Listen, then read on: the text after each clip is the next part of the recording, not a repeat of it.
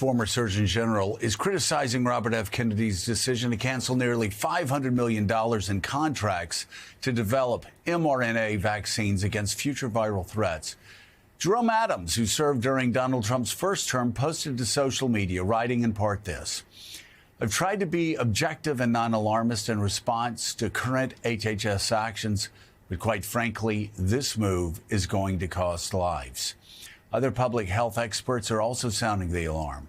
The head of the Center for Infectious Disease Research and Policy at the University of Minnesota told NPR, "This may be the most dangerous public health judgment that I've seen in my 50 years in this business." Let's bring in right now NBC News medical contributor Dr. Vin Gupta. And Dr. Gupta, we want to get your take on Kennedy's explanation for these cuts.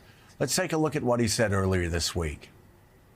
mRNA vaccines don't perform well against viruses that infect the upper respiratory tract. One mutation and the vaccine becomes ineffective. This dynamic drives a phenomenon called antigenic shift, meaning that the vaccine paradoxically encourages new mutations and can actually prolong pandemics. To replace the troubled mRNA programs, we're prioritizing the development of safer, broader vaccine strategies, like whole virus vaccines and novel platforms that don't collapse when viruses mutate. Dr. Gupta, your reaction to what Secretary Kennedy said, and whether you find any evidence that, in fact, the approach that he's suggesting would be better in the long term. Well, Joe, good morning.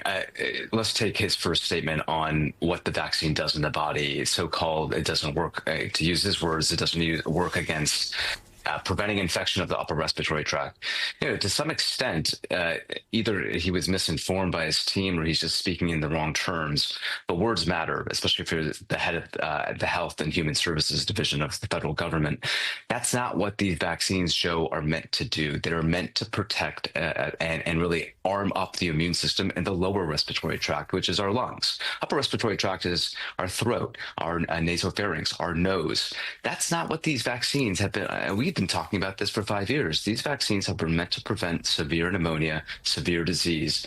They're meant to prime the immune system, primarily in our lungs, where we have a lot of immune cells, less so in our upper respiratory tract. So to some degree, he's accurate in saying, yes, these vaccines are not effective in preventing infection of the upper respiratory tract, but they're precisely not meant to do that. They're meant to really reinforce immunity in the lower respiratory tract. On the second point, this whole cell, whole vaccine platform, Joe, this has existed for decades, by the way. We do this for pertussis. We do this for influenza, other disease conditions. This is the reason. It's not a favored approach. It's less effective. It actually causes more side effects when you use that approach. And it takes 10 to 15 years to develop, which is why something like mRNA, less side effects, takes months to develop, makes a lot more sense in this era of pandemic threats.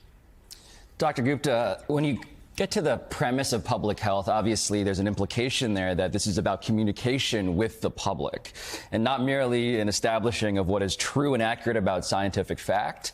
What is the biggest challenge right now when it comes to actually breaking through to a population that maybe isn't versed in any of the terms that you just described, even though you very clearly described them?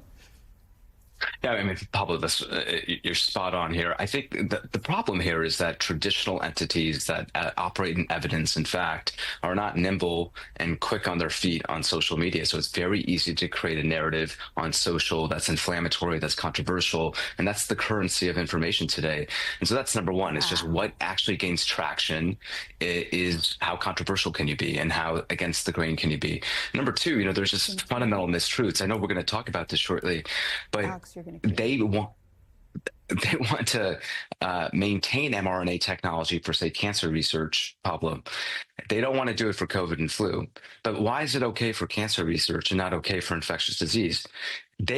All the fundamental mistruths about mRNA technology are that somehow it's altering your genetic profile. It's altering your cells and your genes at a cellular level. How is that somehow not happening in one instance, but it's occurring in another? They're not internally consistent. But these arguments don't matter, to your point, because it's easy to create a narrative.